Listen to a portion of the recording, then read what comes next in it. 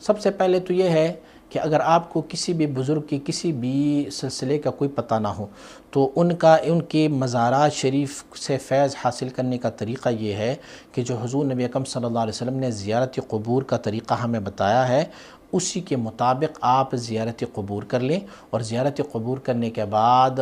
آپ اپنا پشت قبلے کی طرف اور چہرہ اس کی قبر کی طرف کر کے بیٹھ جائیں۔ اگر آپ نقش بندی ہے تو اپنے تمام لطائف میں ذکر کرنا شروع کر دیں گے، آپ کو محسوس ہوگا کہ صاحب مزار آپ کو کن کن لطائف میں کتنی حرارت اور گرمی عنایت کرتے ہیں۔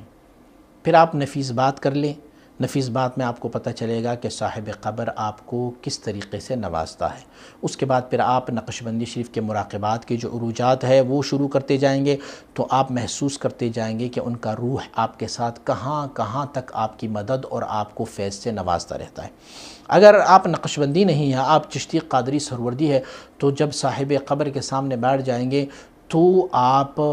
نقش بندی شریف کے علاوہ قادری شریف، چشتیہ، سہروردی شریف کے اسباق کا تذکرہ کر لیا کریں۔ انشاءاللہ العزیز اللہ کریم اپنی فضل و کرم سے آپ کو اس صاحب قبر کی فیض سے فیضیاب فرمائے گا۔ یہ تو ان قبور کے بارے میں، ان مشائخ کے بارے میں